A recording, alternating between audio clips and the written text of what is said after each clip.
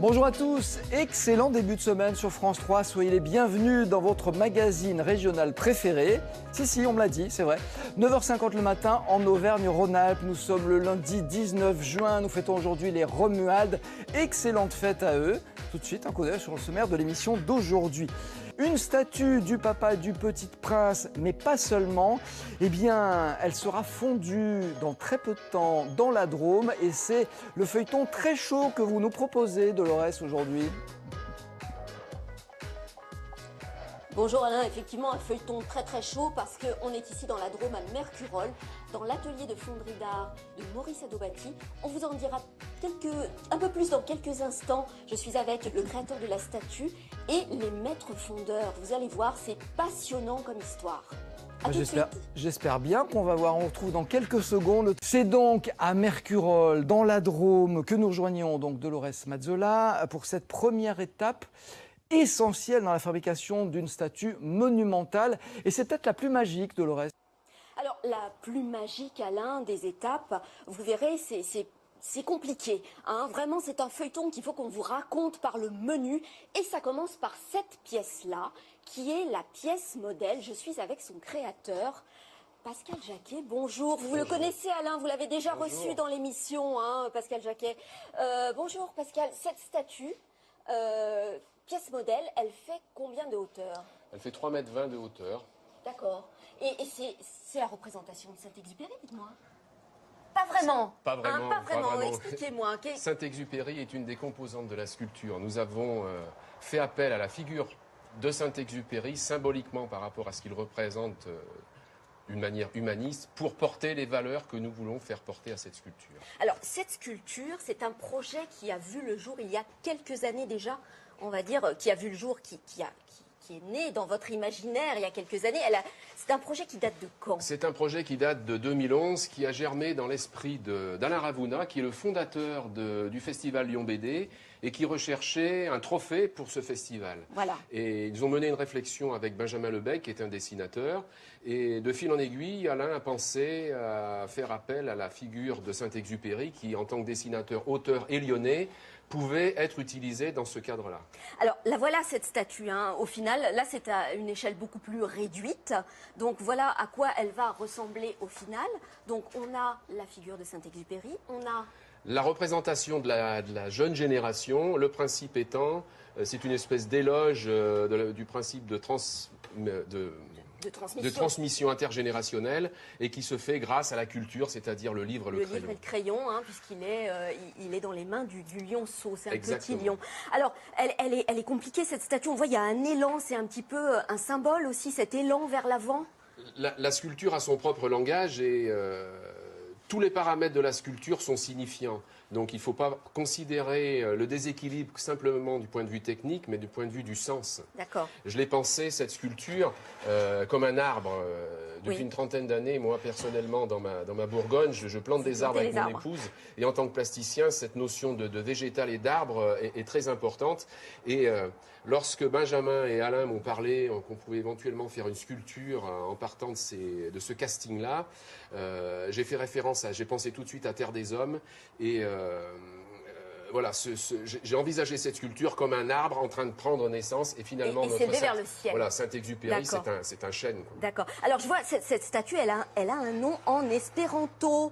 Elle s'appelle comment? Brilla Estonteco. Pourquoi? Alors Estonteco, qui signifie avenir radieux en espéranto. Ouais. Nous avons essayé de chercher un nom qui soit le plus universel possible. Donc Alain Ravouna a pensé à l'espéranto et d'une manière collégiale, nous avons essayé de rechercher ce qui traduirait le mieux possible le sens de la sculpture. Et Brilla Estonteco, ça signifie avenir radieux. Bon, alors pour terminer avec vous, Pascal, vous avez confié la réalisation de cette pièce en bronze à l'atelier Adobati, où nous nous trouvons. Je vais aller rejoindre tout de suite Maurice, et on vous retrouve plus tard dans l'émission. Alors, suis-moi, Olivier, hein, on va rejoindre Maurice, qui va nous en dire un petit peu plus sur cette sculpture. Bonjour Maurice Adobati. Alors ici on se retrouve devant une partie de la sculpture, expliquez-nous. Alors là c'est une partie de la sculpture effectivement, c'est le lion qui est juxtaposé avec la sculpture de Brilla Estonteco. Et pour la reproduire en cire dans un premier temps et la finaliser en bronze, On crée un moule en élastomère, c'est du silicone que vous voyez là carrément sur la surface du lion. Ce moule, cet élastomère est maintenu par une chape en résine et à l'intérieur, on va reproduire le modèle en cire. D'accord. Alors tout ça c'est un petit peu technique, hein, on l'a compris. La fabrication du moule, on va expliquer ça tout à l'heure dans l'atelier avec Aurel et Basile, vos garçons qui travaillent avec vous dans votre atelier. On va voir aussi pourquoi Pascal Jacquet a fait appel à vous, parce que vous êtes un fondeur d'art réputé dans le milieu. J'ai envie de dire que beaucoup de personnes importantes ont fait appel à vous. Vous êtes détenteur d'un savoir-faire millénaire et de techniques très très anciennes. J'ai envie de vous appeler maître. Ça vous choque pas?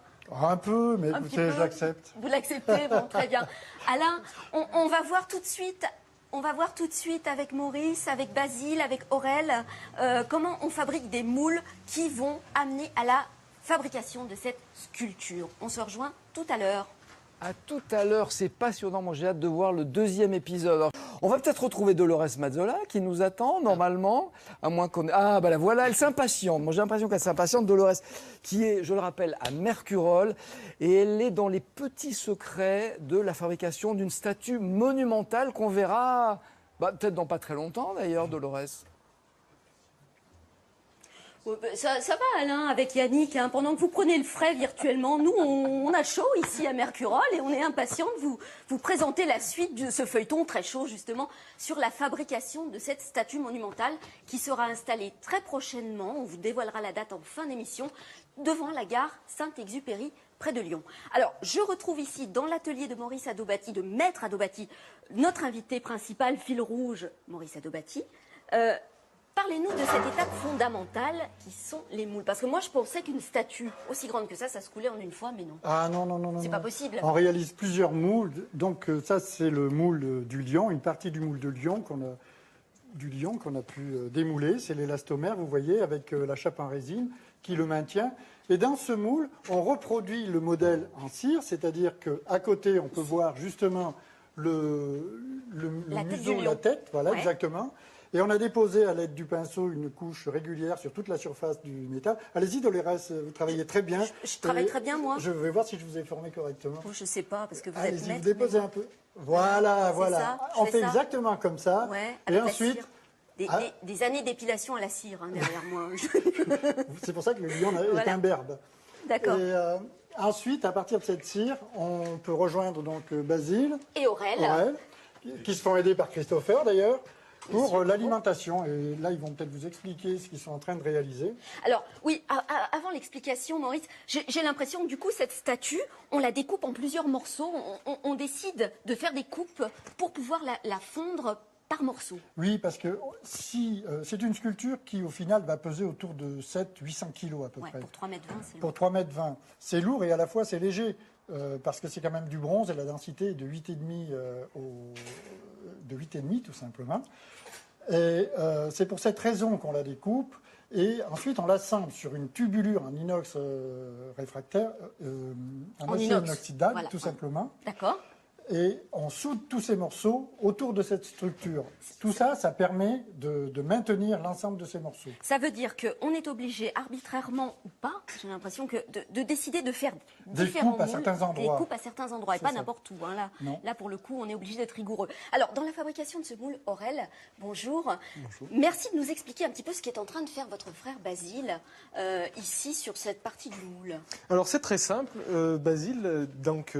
une fois que la cire a été faite dans ce moule en élastomère, il est en train de coller donc, ces barres que vous voyez là, qui sont également de la cire, donc qui vont permettre ultérieurement au métal d'alimenter la pièce. D'accord. Donc, alors, ça veut dire que ça oriente en fait la coulée de bronze à l'intérieur du moule, hein, si j'ai bien compris. Tout à fait, tout à fait. C'est-à-dire que donc ça c'est le premier moule, c'est le moule en élastomère dans lequel on fait la cire. Et après, dans ce moule, on va faire donc un moule réfractaire, en plâtre réfractaire, qui va donc dans lequel il y aura la cire en fait. D'accord. Alors parce que moi naïvement, je croyais qu'on coulait non seulement la statue en une fois, mais qu'en plus, on utilisait l'élastomère, on le gardait comme ça, mais ça, c'est pas possible. Hein. Effectivement, l'élastomère ne peut résister à la température, donc la très haute température du bronze en fusion. D'accord.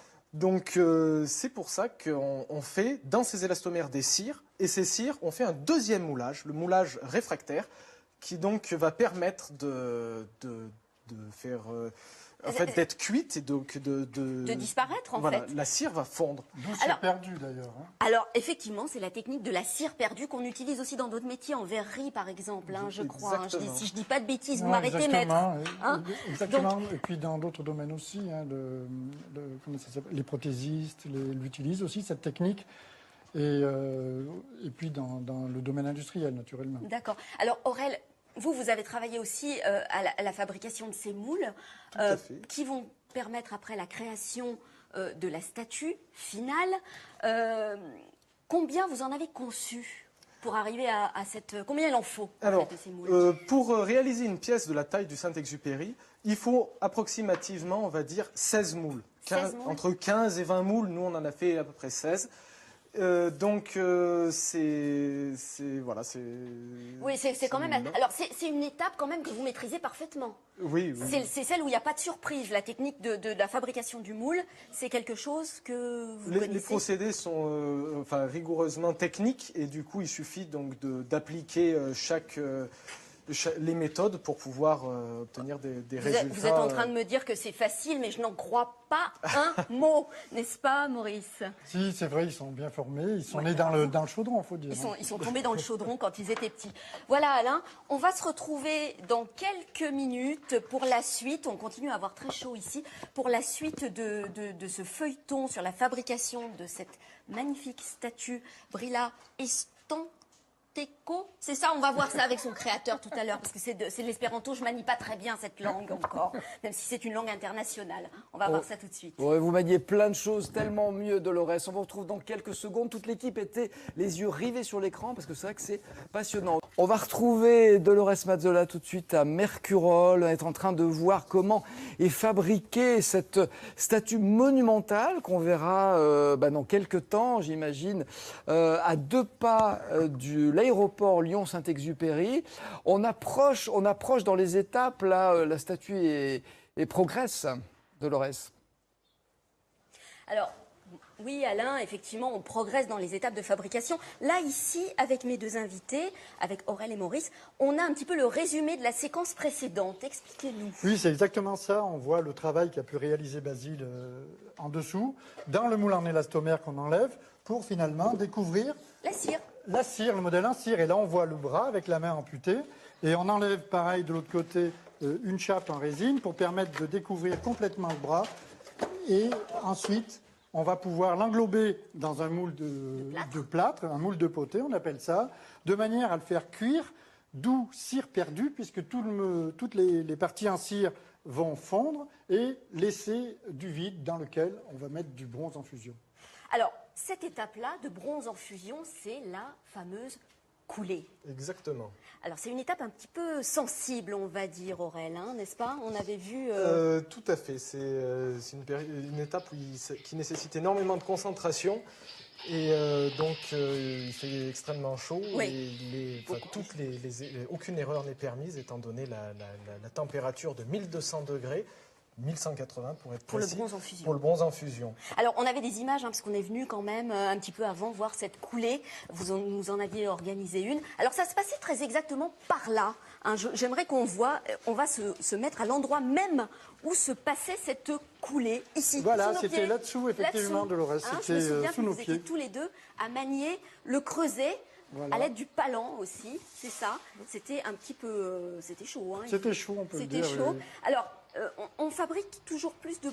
On fait fondre du bronze un petit peu plus qu'il n'en faut. Oui, de manière à ne pas couler à court, comme on dit dans le jargon du métier, parce que le métal, une fois qu'on l'a coulé, il durcit et on ne peut pas remplir le moule en 2 fois. C'est pour cette raison qu'on coule en une seule fois et qu'on en fait un peu plus et on lingote le surplus. Alors, moi, je me souviens, dans cette étape, Aurel, que personne ne parlait. Tout le monde retenait son souffle. On était suspendu à vos gestes. Et là, pour le coup, c'était spectaculaire. On voit cette matière en fusion qui s'échappe du creuset. Ça fait ça à chaque fois.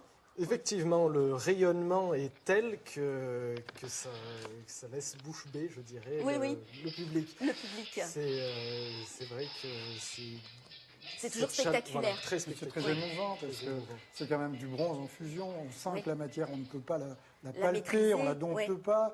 Et en même temps, il y a à la fois la fumée, les odeurs, la chaleur qui est énorme, dense. C'est un effort colossal. Vous peinez, hein, vous êtes à deux, on vous sent C'est une transpirer. partie difficile du travail. Ouais, et puis c'est très surtout, ça représente des journées, des semaines, voire plus de travail en amont. Donc on joue quand même une partie importante. Et bon, au fil du temps, effectivement, on s'habitue un petit peu plus à réaliser ce travail dans ces conditions. Mais ça reste quand même difficile parce que c'est quand même c'est un moment artisanal fort. et c'est un moment fort de ce métier. Alors, Aurel, vous disiez, c'est un petit peu la seule étape qu'on maîtrise le moins. C'est la seule étape sur laquelle on n'a pas trop de prise. Si c'est raté, c'est raté. Hein. C'est raté, effectivement. Mais nous, on maîtrise quand même la température du bronze.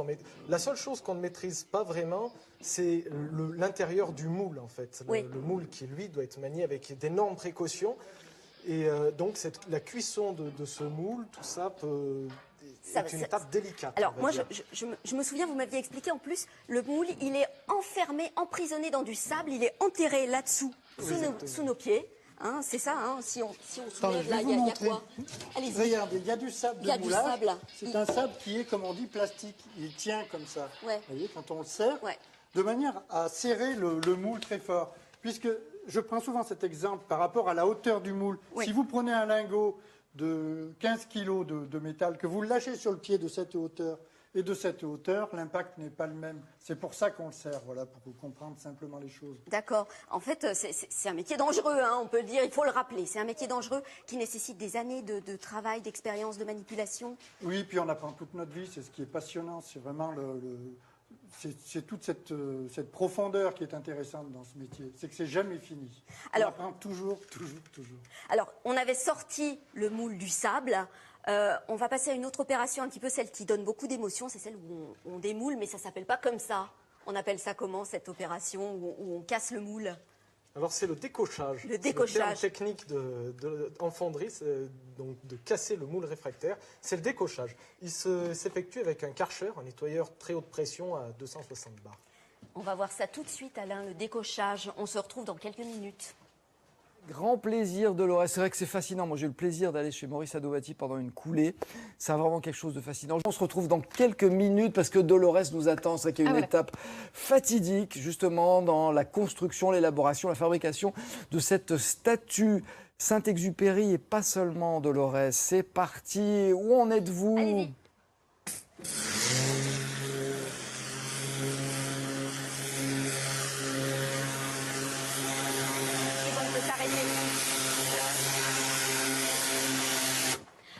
Alors, où j'en suis, Alain, c'est l'étape du décochage. Vous voyez, on est dans la phase un petit peu finale de ce qui se passe ici à l'atelier Adovati. Messieurs, alors voilà, je suis entourée de tous ces charmants messieurs. C'est une chance pour moi. Expliquez-nous cette étape de décochage, en quoi ça consiste. Vous l'avez expliqué un petit peu tout à l'heure, Aurel. Alors, il s'agit donc de casser, de nettoyer le plâtre réfractaire pour laisser place au bronze qui est brut de fonte. D'accord. On voit donc le bronze qui est donc d'une couleur noire, c'est comme là-bas. Ouais. Et ce n'est pas la couleur naturelle du bronze, c'est une réaction qui se fait entre les parois du moule réfractaire et le bronze à très haute température. D'accord. Ça s'appelle de la calamine. De la calamine, très Qui bien. sera nettoyé ensuite par microbillage. On projette de la microbille sur toute la surface du métal de manière à le nettoyer. Alors j'ai l'impression qu'il reste beaucoup d'étapes encore à franchir avant de voir l'aboutissement final de cette statue. Mais Pascal, il n'y a pas beaucoup d'émotion quand on découvre un petit peu la statue qui se fait pièce Bien par sûr, pièce. c'est un chemin, j'ai l'habitude de dire concernant ce projet global, c'est un peu notre chemin de Compostelle et ça, ce sont les dernières étapes avant l'arrivée, donc c'est formidable. Oui, parce que ça fait quelques années que le projet est en route et que vous bataillez. On va achever la 6e année. Ça fait la 6e année que vous êtes là à travailler sur ce projet de statue. Rappelez-moi le nom, parce qu'on a un peu fourché l'un et l'autre, hein, Maurice, tout à l'heure. Donc Brilla Estonteso, avenir radieux en espéranto. Parce que c'est une histoire de transmission entre générations, une histoire de passage de relais, un petit peu comme ce que fait Maurice aujourd'hui dans son atelier avec ses fils, avec Aurel et Basile. Exactement. Donc c'est un peu le symbole que vous avez voulu faire porter par cette statue. tout à fait. Le symbole de transmission intergénérationnelle. Et puis cette statue, c'est un message d'espoir à l'intention des jeunes générations. C'est aussi une allégorie des énergies en marche pour la région, pour faire avancer. Il faut qu'on trouve le chemin. Alors cette statue, elle va être installée très prochainement, Maurice. Fin septembre, vous allez Oui, les dates l'installer? sont plus ou moins arrêtées sur la dernière semaine de septembre. D'accord. Autour du 25, je crois, d'après ce que j'ai comme information. Et l'inauguration, on vous laisse le mot, Pascal. L'inauguration, c'est quand? L'inauguration le 11 octobre sur le parvis de la gare TGV Saint-Exupéry. Le 11 octobre. J'espère que nous, on y sera. On le souhaite. Alors, il vous reste combien de moules à fabriquer, combien de pièces à fabriquer, si c'est pas trop secret encore, Maurice? Non, Aurèle? pas du tout. Nous avons presque fini de réaliser toutes les parties en bronze. Et puis maintenant, il reste tout l'assemblage. On peut voir, on a déjà commencé là, mais Oui, tout est là-bas, hein, oui, dans l'atelier. tout est dans l'atelier. Voilà, c'est presque, c'est pas fini, mais c'est en bonne voie. Le mois prochain, on pourra vraiment voir la sculpture. Ça veut dire que vous allez travailler tout l'été avec de la cire, avec du bronze, dans les fours. C'est ça, Vous on allez va voir profiter de la très chaud. chaleur et même en rajouter encore. Et vous allez même en rajouter. Alors, j'aimerais qu'on dise un petit mot, s'il vous plaît, Pascal, du financement aussi de cette statue, parce qu'il vous a posé un peu de soucis. Et on peut dire merci à certaines personnes qui sont ici avec nous, qui ont suivi toutes les étapes. Tout à fait. Le financement de la sculpture, on le rappelle, cette sculpture n'est pas une appel d'offres, c'est un projet privé. Ouais. Et il est financé jusqu'à maintenant via des fonds privés et d'entreprises. Donc on rappelle aussi que nous sommes les jardiniers qui permettons à cet arbre de pousser, mais pour qu'on lui permette de grandir jusqu'au bout, il nous manque encore Il des vous manque fonds. un petit peu de sous. Il nous manque encore Ouais. des fonds, même si la date d'inauguration est fixée au 11 octobre. Je fais Les à nouveau- donateurs sont les bienvenus. Voilà, les donateurs sont les bienvenus dans le cadre du mécénat, donc particuliers, entreprises qui se reconnaissent dans les valeurs que nous essayons de développer, de faire porter par cette sculpture. Rejoignez-nous, aidez-nous à aboutir. C'est le message. Voilà, c'est Alors, le vous message vouliez final. faire un petit coucou à deux mécènes qui sont là depuis le début Voilà. et qui veulent être discrets, hein, mais on va les montrer quand même. Ils sont là derrière nous, ils se montrent pas, ils sont discrets, ils sont Un merci modestes. tout particulier Ouais. à Jean-Luc et Françoise qui nous accompagnent depuis le début. Ce sont nos premiers mécènes et surtout, ils nous accompagnent au quotidien dans chacune des étapes, aussi bien au niveau de la réalisation de la pièce modèle que régulièrement au sein de l'atelier pour faire un reportage photo. Et c'est Jean-Luc qui alimente le site internet de la sculpture. Alors on peut y aller hein, sur ce site internet, on retrouve les coordonnées aussi chez nous, hein, Tout à fait. on retrouvera tout ça sur notre site internet. Moi je voudrais dire Maurice, chapeau bas, respect pour votre art, votre travail. Je suis très impressionnée par ce que vous faites ici, je suis soufflée, bluffée parce qu'il fait très très chaud et quand on travaille comme ça, dans la bonne humeur en plus, parce que j'ai l'impression vraiment que voilà, tout ça se fait naturellement, respect. Je crois que Paul Merci. Bocuse aussi vous a appelé maître, vous me disiez Oui, pendant c'était l'émission. drôle quand, Oui. enfin, sortant de la bouche de Paul Bocuse, c'est particulier. Ça vous cloue Oui. le bec. Parce que ce qu'il faut dire aussi, Il y a c'est que beaucoup d'humour. vous fabriquez des statuettes pour les Bocuse d'or qui voyagent un petit peu dans le monde entier et tout le monde aimerait en avoir une qui sort de vos ateliers, hein, c'est Oui, ça? c'est ça. C'est-à-dire que depuis que César est mort, c'est lui qui réalisait avant les sculptures des Bocuse d'or. Paul Bocuse a décidé de faire travailler des Ouais. artistes de la région et un beau jour il nous a appelés, il est venu et puis tout s'est enchaîné déroulé. comme Voilà, ça. tout s'est enchaîné. Merci Pascal.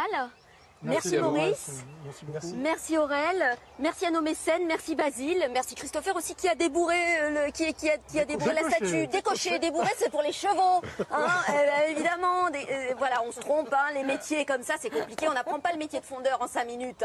Hein. Décocher la statue, le débourrage c'est pour les poulains et les chevaux. Merci. Je vous dis à très vite Alain, on se retrouve tout de suite. Bah, très bientôt. On vous embrasse en tout cas. Merci à toute l'équipe qui est sur place et à Olivier qui était dans la caméra, qui nous a fait profiter de tout ce qu'on pouvait voir.